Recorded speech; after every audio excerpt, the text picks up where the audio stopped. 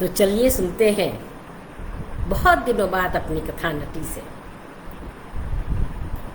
नमस्कार। तो चलिए सुनते हैं बहुत दिनों बाद आपकी अपनी कथा नटी से चेखव की एक कहानी।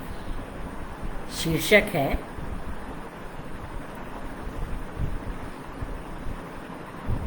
क्या शीर्षक है उसका, जरा बताइए। उसका शीर्षक एक छोटा सा मजाक। इस शीर्षक को देख करके पढ़ करके मैं बहुत हैरान सी हो गई, क्योंकि क्या यह मजाक पर था? बहुत ही मासूम प्रेम कहानी है ये। प्रेम कहानी है और मजाक। अगर मजाक था तो उसने क्यों किया? अगर ये मजाक था तो उसको समझ क्यों नहीं आई कि ये कोई मजाक कर रहा उसके साथ? आखिर ये क्या था? लेकिन है तो ये प्रेम कहानी, और ये किसी दूसरे को प्रेम करने की कहानी नहीं है कि मैं किसी को प्रेम कर रही हूँ या नायिका किसी को प्रेम कर रही है, बल्कि उसे, उस नायिका को, मुझे, आपको कोई प्रेम कर रहा है। खुद प्रेम करना और खुद प्रेम का पात्र होना दो अलग अलग चीजें हैं। एक में आप दे देना चाहते हैं और दूसरे में आपका गोया रोम रोम हर्षित होने लगता है इस एहसास भर से कि आप में कुछ ऐसा है, आप इस काबिल हैं कि कोई आपको प्रेम कर रहा है। यह अनुभूति बहुत रोमांचक होती है। किसी के द्वारा चाहा जाना समझिए कि जीवन में संजीवनी की तरह है। क्या सचमुच? क्या वो संजीवनी है? क्या यह कहा जाना कि मैं तुमसे प्रेम करता हूँ, क्या ये सचमुच में संजीवनी की बात है? कहानी चेखव की है और कुछ अलग ही मिजाज की। तो चलिए सुने ये कहानी, जो कि फनीश सिंह जी ने, अब वो नहीं है हमारे बीच में, फनीश सिंह जी ने इस कहानी का चयन किया था। और ये कहानी नया ज्ञानोदय के जनवरी 2020 के अंक में छपी है। मुझे इसके अनुवादक का नाम नहीं मालूम, लेकिन मैं इसीलिए इसे पढ़ नहीं रही, मैं आप लोगों को अपने शब्दों में उसको सुना रही। तो चलिए चलते हैं रूस के एक ऐसे पहाड़ी पर्यटक स्थल पर जहाँ खूब जनवरी की बर्फ पड़ी हुई है, ठिठुरन है, इतनी बर्फ है, और उस ऊंचे आकाश से नीचे आती पड़ी हुई मैदान में वो सफेद झिलमिल झिलमिल चांदनी सी बर्फ, जिसमें सूरज जब लगे तो ऐसा लगे कि जैसे कि वो कोई परछाई। वो सचमुच की चीज नहीं, ऐसी बर्फ, खूब ठंडी हवा, इतनी ठंडी हवा चल रही है कि वो देह को इतने सारे मोटे कपड़ों, मफलरों, दस्तानों और टोपी वोपी लगाए हुए भी आपके देह को छेद करके जैसे कि पार जाना चाहती है। ऐसी ठंडी बर्फीली हवा। ऐसा समय है, दिन दोपहर का, समझ लीजिए दोपहर है ये, तब ये हाल है। बहुत अच्छी धूप है, ठंडी हवा, तेज ठंडी हवा चल रही है, और हवा की आवाज तो जरा सुने हम लोग।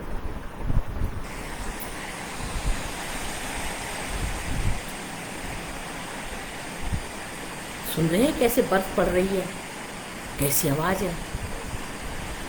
तो ऐसी सी आवाज वाली ठंडी बर्फीली हवा चल रही है, धूप है, लेकिन बर्फ पड़ रही है। और बर्फ पड़ रही है तो हमारी जो नायिका है नाद्या, उसके बालों पर बर्फ गिर पड़ी है, ऐसे पड़ी जा रही है, चिपक गई है, और ऐसा लग रहा है जैसे चांदी उसके बालों पर बिखर गई है, क्योंकि धूप भी पड़ रही है। उसके भौंहों पर बर्फ पड़ गई है उसके होठों के ऊपर वाले हिस्से में भी बर्फ की पतली सी चादर सफ़ेद पड़ रही है। दस्ताने, कंधे, झरझर झरझर बर्फ पड़ रही है। लेकिन देखिए तो जरा स्लेज जो बगल में है, स्लेज पर बर्फ नहीं है और उसकी लाल गद्दी चमचम कर रही है। भाई क्यों बर्फ नहीं है? ऊपर एक ना छाता सा लगा हुआ है, छाते पर बर्फ है। लेकिन जब हम स्लेज पर बैठेंगे तो हम छाता उतार देंगे। छाते के साथ आप स्लेज पर नहीं बैठ सकते।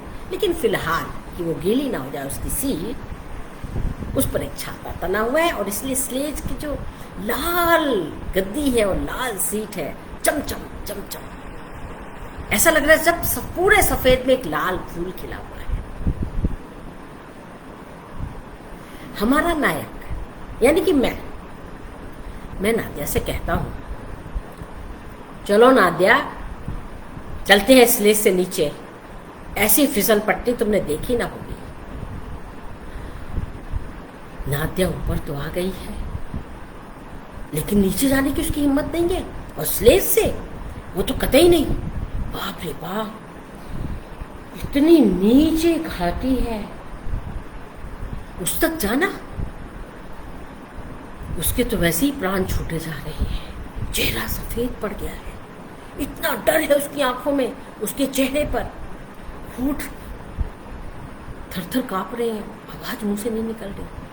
फिर भी किसी तरह से वो अपना सर हिला के बोलते, अरे मैं तुम्हारे साथ हूं, चलो ना। मुझे बहुत डर लगता है, मैं तो नीचे जाते जाते मेरे प्राण निकल जाएंगे। नादिया ने मेरे हाथ पकड़ लिए हैं कि कहीं ऐसा ना हो कि वो फिसल जाओ, नीचे गिर पड़े और वो फिसल पट्टी में बिना स्लेज के ही पहुंच जाए। उसने अपने पैर जमीन पर जोर से धसा दिए कि कहीं गिर ना जाए, कहीं हल्का सा झटका ना जाए। इतनी तेज हवा चल रही है आखिर। फिर भी मैं उससे कहता हूँ, नहीं नहीं, मैं तुम्हारे साथ हूं, मैं तुम्हें पकड़े रखूंगा, कुछ नहीं होगा, चलो तो, देखो तो कैसा मजा आता है। मैं उसे लगभग पकड़ करके स्लेज पर बिठा देता हूँ।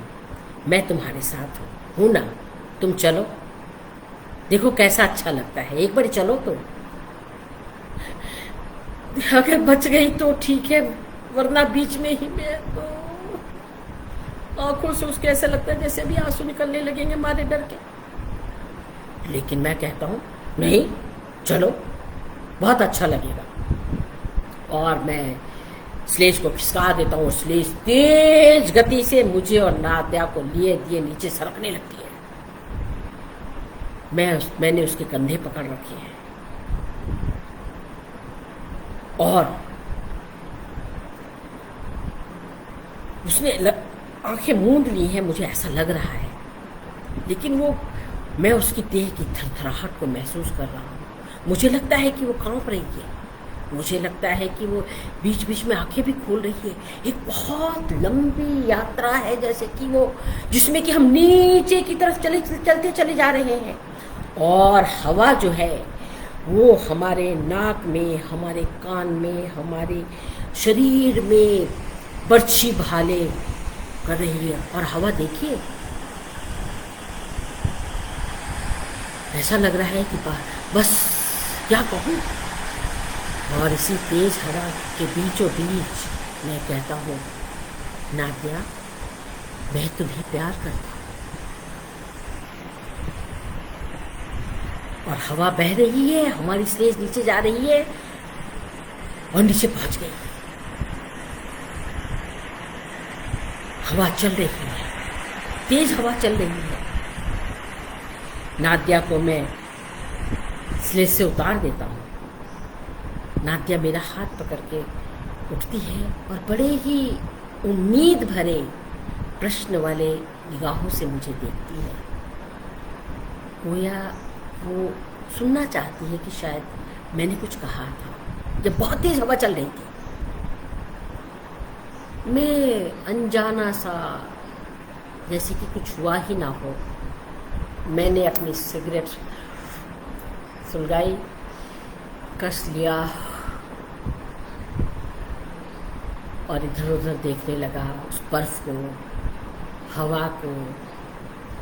फिर मैंने अपने दस्ताने भी देखे, फिर मैंने फिर एक कश लिया और थोड़ा सा आगे बढ़ गया। नादिया बहुत कंफ्यूज है, ये क्या हो रहा है, क्या इसने कुछ नहीं कहा, कैसे पूछ ले। उसको शर्म भी आ रही है। सुनो, मैं तुमसे कुछ पूछना चाहती हूँ। हाँ हाँ कहो। शर्म से उसकी चेहरा उसका लाल हो गया है। वो अपनी उंगलियों को, दस्ताने वाली उंगलियों को यूँ छूती है, लेकिन उसको कुछ कह नहीं पाती।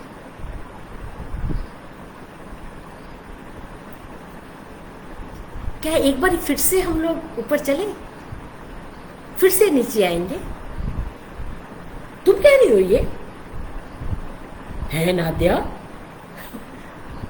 तुम कह रही हो, अभी तो तुम्हें बहुत डर लग रहा था, तुम कह रही थी तुम्हारी जान निकल जाएगी, और बोल रही हो कि हम फिर से ऊपर चढ़े। शायद इस बारी मुझे थोड़ा सा कम डर लगे। चलते हैं ऊपर, एक बारी फिर से चलते हैं। और नादिया आगे बढ़ गई। वो धीरे धीरे ऊपर चढ़ने लगी। वो ऊपर चढ़ते हुए भी बार बार मुझे देखे, मेरा हाथ पकड़े, थोड़ा सा नज़दीक भी आए, मेरी तरफ बहुत प्रश्न भरी निगाहों से देखे, लेकिन कुछ कहे नहीं। वो सोच रही थी कि यही कुछ कहे, अगर इसने कहा है। वो कंफ्यूज थी। हम ऊपर पहुंच गए। हमारे लिए दूसरी स्लेज गाड़ी तैयार थी, एरिस्टोक्रेट से आके। इस बारी उसकी जो गद्दी थी वो पीले रंग की थी, जो धूप में और चमक रही थी। जब हम ऊपर पहुंचे तो मैंने नादिया से कहा, बैठो, नीचे चलते हैं। नादिया का चेहरा उतना ही सफ़ेद। थोड़ी देर रुको, बस थोड़ी देर। देखो ना कितना अच्छा लग रहा है यहाँ से, सारी घाटी कितनी सफ़ेद नज़र आ रही है। ऐसा लग रहा है जैसे कि ये घाटी हमारे लिए ही बनी है। नादिया ने बहुत ध्यान से मेरी ओर देखा। मैंने दूसरी सिगरेट निकाली और उसे सुलगा लिया। फिर मैं इधर उधर देखने लगा। नादिया के बालों से मैंने बर्फ हटाई और फिर उसको कंधे से पकड़ करके मैंने स्लीज पर बिठाया, पीछे बैठा, उसके कंधे थामे, और फिर हम नीचे की तरफ फिर से बहने लगे। इतनी तेज रफ्तार कि आसपास का सारा दृश्य एक लकीर की तरह दिखाई देता है। वहां से आप पेड़ को पेड़ की तरह नहीं, एक लकीर की तरह देखते हैं। इतनी तेज रफ्तार और हवा भी वैसी ही बावली तेज, वैसी ही बावली तेज। और उस हवा में बीचों बीच जब स्लेज पहुंचा तो मैंने धीरे से कहा, नादिया, मैं तुम्हें प्यार करता हूँ। हवा उस समय तेज हो गई थी, बावली हो गई थी, हमारे कपड़े उड़ रहे थे जब मैंने कहा था कि नादिया, मैं तुम्हें प्यार करता हूँ। नादिया नीचे पहुंची, फिर वही हुआ, फिर वही हुआ। वो इंतजार करती रही कि मैं कुछ कहूँगा, और मैं ऐसे चुपचाप बैठ करके सिगरेट पीता रहा, इधर उधर चहलकदमी करता रहा, अपने कपड़ों पर से बर्फ झाड़ता रहा, उसके कंधों पर से बर्फ झाड़ता रहा, गोया कुछ हुआ ही ना। नादिया ने एक बार फिर कहा, चलो फिर से चलते हैं। लेकिन तुम्हारा तो चेहरा सफेद हो जाता है नादिया जब तुम ऊपर जाती हो। नहीं नहीं, सफेद नहीं होता, धीरे धीरे ठीक हो जाएगा। चलो ना, फिर से चलते हैं और एक बारी फिर से नीचे फिसलते हैं। नादिया ने मेरी तरफ देखा, उसकी आंखों में मुस्कान तो थी ही, चेहरे पर शर्म की लाली थी, जो ऊपर पहुंचते ही फिर से सफेद हो गई। इस बारी हमारे स्लेज का रंग नीला था, आसमानी नीला नहीं, चटक नीला।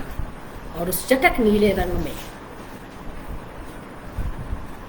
छाता न लगने की वजह से बर्फ की शिशिर बर्फ आकर के जैसे गिरने लगी। मैंने जल्दी से हाथ से बर्फ को हटाया, उसको ऐसे पोंछा, दस्ताने यूँ झाड़े और नादिया को बिठाया।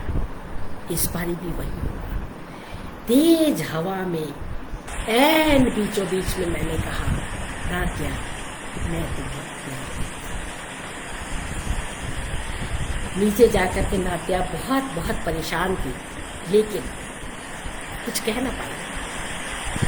वो तेज हवाओं को सुनती रही और धीरे धीरे मेरे संग वापस आ गई। अगले दिन सुबह जब मैं उठा तो एक छोटा सा नोट था, एक बहुत ही खूबसूरत फूलों वाले लिफाफे में, जिसमें लिखा था, आज जब आप जाएंगे फिसलने के लिए तो मुझे भी संग ले जाइएगा, नात्या। मैं मुस्कुराया और हम दोनों साथ गए। वो बार बार चढ़ती रही, बार बार फिसलती रही और बार बार उसने ये सुना कि मैं तुम्हें प्यार करती हूँ। ऐन बीचों बीच जब हमारी स्टेज पहुँचती तभी। आखिर कुछ दिन इस तरह से भी बीते और एक दिन जब मैं वहाँ पहुँचा तो देखा कि नात्या पहले ही ऊपर पैर पर पहुंची हुई है, स्लेज के पास बैठी हुई है और मैंने दूर से भी देखा कि उसका चेहरा बिल्कुल सफ़ेद था डर के मारे। उसकी आंखें मुझे ढूंढ रही थी लेकिन मुझे कहीं देख नहीं पा रही थी। मैं भीड़ की ओट में घुल गया और ओट में होकर के उसे देखने लगा। मैंने अपनी दूरबीन लगाई, उसका चेहरा देखा।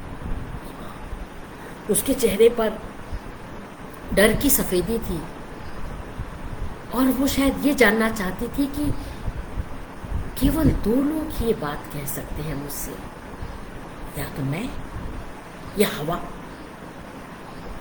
आज ये शायद पता लगाने गई थी कि आखिर ये बात किसने कही। मैं मुस्कुराया, भीड़ की ओट में ही रहा कि मैंने देखा कि नात्या ने स्लेज पे बैठी और अपनी स्लेज नीचे लुढ़का दी।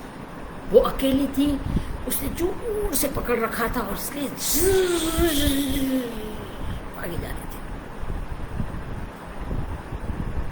जब वो नीचे उतरी और मैंने उसको दूरबीन से देखा तो बहुत असमंजस में थी। उसको समझ में नहीं आ रहा था कि उसने वो आवाज़ सुनी कि नहीं सुनी। वो अकेली थी, डरी हुई थी, तेज हवा चल रही थी, बर्फ भी पड़ रही थी। शायद उसने ना सुना हो या शायद आवाज़ सुनी हो, कहा तो था, शायद कुछ आवाज़ आई तो थी, लेकिन उसे समझ में नहीं आया कि उसने वो आवाज़ मैं तुमसे प्यार करता हूँ सुनी कि नहीं सुनी। और बड़े ही थके भारी कदमों से वो ऊपर चलने लगी। तब मुझे एहसास हुआ कि ये पहली बार आज स्लेज से नीचे नहीं फिसली है, इससे पहले भी फिसल चुकी है, मेरे आने से पहले। कब आई थी ये सुनने के लिए कि मैं तुम्हें प्यार करता हूँ? कब आई थी? वो ऊपर गई, वो फिर एक स्लेज पर बैठी जिस पर लाल रंग का कपड़ा उसी दिन की तरह था जब वो पहले दिन बैठी थी मेरे साथ। उसने उस लाल रंग के कपड़े को छुआ, यूं छुआ जैसे कोई गुलाब के फूल को छूता है। चेहरा अब भी उसका डर के मारे सफ़ेद था। बार बार उसे लग रहा था कि ना बैठे, लेकिन वो बैठ गई और उसने बिना सोचे स्लेज को नीचे कर दिया। फिर स्लेज नीचे आती रही और आवाज़ें यूं ही तेज उसके कानों में आती रही, बहुत तेज, उतने से भी ज़्यादा तेज जो उस दिन उसने सुनी थी। और वह कुछ समय बाद नीचे थी, कभी आसमान को देख रही थी, कभी हवा को देख रही थी, कभी पहाड़ को देख रही थी, कभी बर्फ को देख रही थी, कभी भीड़, जो दूर भीड़ थी पर्यटकों की, उनकी तरफ देख रही थी। और वह फिर धीरे धीरे मैंने देखा कि बिना किसी की ओर देखे वो अपने घर में चली गई। मौसम धीरे धीरे खत्म हो रहा था, बर्फबारी का, पर्यटक जाने लगे थे और मुझे भी पीटर्सबर्ग जाना था। वो जब भी मुझसे मिलती बड़ी गर्मजोशी से मिलती कभी मेरे हाथ को पकड़ती, लेकिन उसकी आंखों में हरदम एक प्रश्न रहता कि मैं कुछ कहूँ उससे, कुछ कुछ कोई बात। लेकिन मैंने ऐसा कभी नहीं कहा। और देखते ही देखते मार्च आधा बीत गया। पहाड़ों से बर्फ पिघलनी शुरू हो गई थी। काले काले पहाड़ कहीं कहीं बीच में दिखने लगे थे, और वो जो खेल था फिसल पट्टी वाला अब नहीं खेला जा रहा था। हवाओं में ठंडक थी, धूप तेज होने लगी थी। कहते हैं कि थोड़ी गर्मी सी भी लगती थी, लेकिन हवाएं तो चुभती हुई थी क्योंकि बर्फ पिघल रहा था। बस अब मुझे कुछ ही दिन वहाँ रुकना था, कुछ ही दिन रुकना था। और मैं एक पार्क में बैठा हुआ मैं इन दिनों को याद कर रहा था, जब मैंने बर्फ़ की फिसल पर फिसलते हुए स्लेज पर बीचों बीच ढलान के तेज हवाओं के बीच उससे कहा था, नादिया मैं तुम्हें प्यार करती हूँ। अचानक मेरी बहुत इच्छा होने लगी कि मैं उससे मिलूं, उसको देखूं। मैं जिस पार्क में बैठा हुआ था उसके उस पार ही उसका घर था। एक बहुत ऊंची दीवार से, बहुत रईस लोग थे, बड़ी ऊंची दीवार थी, और मुझे पार्क घूम करके उसके दरवाजे तक पहुंचना था। फिर भी जाने को मेरा मन आया, और पार्क के किनारे जाकर के जैसे ही मैंने उसे देखा ऊपर, तो देखा कि वो उचली मंजिल पर अपनी बालकनी में खड़ी है। वैसा ही सफ़ेद चेहरा, लेकिन डर से नहीं, वेदना से। एक गजब किस्म की वेदना, एक ऐसा सा भाव कि जैसे कुछ खो गया है, कुछ जो मिलना था, जो मिला हाथ में आ गया था, वो जैसे मानो छूट गया था। कुछ इस तरह का भाव, बड़ा दुखी सा चेहरा। मैंने जीप से बाइनोकुलर्स निकाली और जब देखा धीरे से एक पेड़ की ओर से, तो मैंने उसकी आंखें नम देखी। मुझे लगा कि उसकी आंखों से आंसू भी बह रहे हैं। फिर मैंने देखा कि वो अजीब सी वो कर रही थी, जैसे हवा से, जब तेज हवा चलती तो वो हवा को कुछ पकड़ने की कोशिश कर रही थी। क्या वो आवाज़ पकड़ने की कोशिश कर रही थी? उसी आवाज़ को, मैं तुम्हें प्यार करता हूँ। किसी का प्यार किसी आदमी को कितना अमीर बना देता है, किसी मनुष्य को, और उसका खो जाना उसे कैसी वेदना में डाल देता है। वो बार बार पहाड़ों की तरफ देखती, जिससे कि बर्फ पिघल करके वो काली और काली और काली दिखने लगी थी इन दिनों। वहाँ वनस्पति नहीं थे, काफ़ी ऊंचे थे वो पहाड़, बड़ी बर्फबारी होती थी, बड़ी कम वनस्पति थी, घास मास जैसी। और उसे जैसे लग रहा है कि वो इंतज़ार कर रही हो कि शायद फिर से एक बर्फ आएगी, शायद वो फिर से स्लेज पर बैठेगी, नीचे ढलान पर उतरेगी, तो कोई उसके कान में फुसफुसाएगा, नादिया मैं तुम्हें प्यार करता हूँ। मैं देख रहा था कि वो बार बार पहाड़ की तरफ देख रही थी, बड़ी खाली निगाहें थी, इतनी खाली नजरें थी कि क्या कहा, उन नज़रों को मैं बयान नहीं कर सकता। इतनी सूनी और खाली आंखें कम ही देखी हैं मैंने, जो मैंने उस नौजवान होते चेहरे पर देखा, जो आज भी सफ़ेद चेहरे पर टकी हुई थी, जीवंत नहीं, खाली खाली खाली निगाह। कि अचानक तेज हवा चलने लगी, सारे पत्ते खनखना उठे, और उसी समय मैंने थोड़े से तेज आवाज में कहा, नादिया मैं तुम्हें प्यार करता हूँ। उसके चेहरे पर लाली डोल गई, खिल गई उसकी आंखें, उसने हकबका के इधर उधर देखा, उसने हवा को चूमा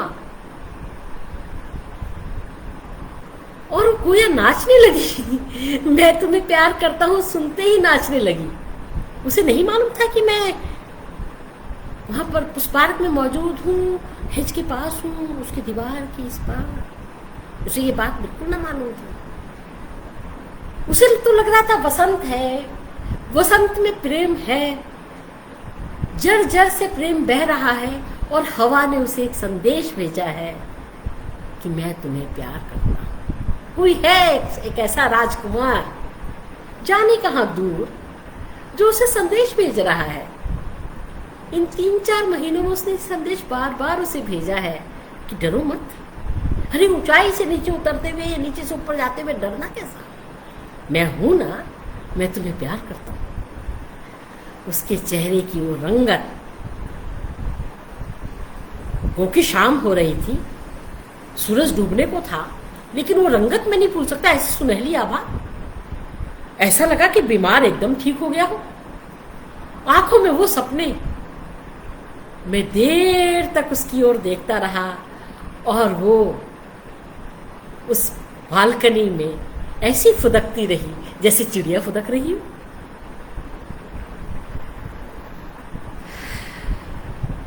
जानते हैं, इस बात को बरसों बीत चुके हैं।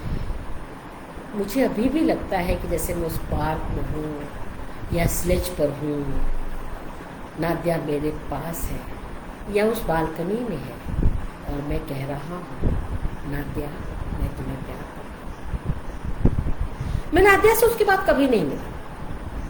शायद ये तो कहना ठीक नहीं होगा कि कभी नहीं मिला, लेकिन हाँ, उस तरह से नहीं मिला, क्योंकि मैं उसकी शादी में हाजिर था। उसकी शादी एक बड़े रईस खानदान में, एक बड़े बड़े भारी अफसर से हो गई, और अभी पिछले दिनों मिली तो पता चला कि उसके 3 बच्चे हैं। बहुत खुश है वो। लेकिन आज मैं यहाँ बैठा हुआ अपनी बालकनी में, जबकि पहाड़ नंगे हो रहे हैं, बर्फ बहुत हद तक पिघल चुकी है, और कुछ कालापन है पहाड़ों का, वो मुझे लगता है कि मेरी आंखों में भी छा रहा है। मैं सोच रहा हूँ कि आखिर मैंने वो बात कही क्यों? क्या मैंने उससे मजाक किया था? क्या वो बात मजाक मजाक में कही थी कि मैं तुमसे प्यार करता हूँ?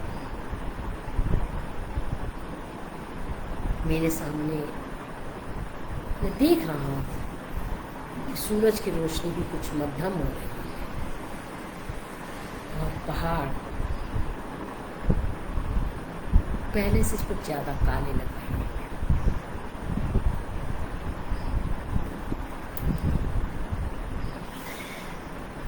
प्यार की खुमारी, प्यार पाना, प्यार किया जाना, प्यार करना, अद्भुत अद्भुत अनुभव है। जाने हमें कहाँ से कहाँ ले जाता है। मैं इस कहानी पर सोच रही हूँ कि क्या वो मजाक था?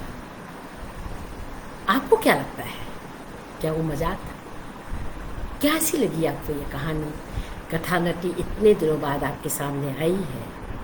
चेखव की ये अलग मिजाज वाली कहानी कैसी लगी, इसके जानने की उत्सुकता आप सब से बनी रहेगी। शुक्रिया। फिर मिलते हैं जल्दी ही, संभवतः एक बार फिर किसी नई प्रेम कहानी के साथ।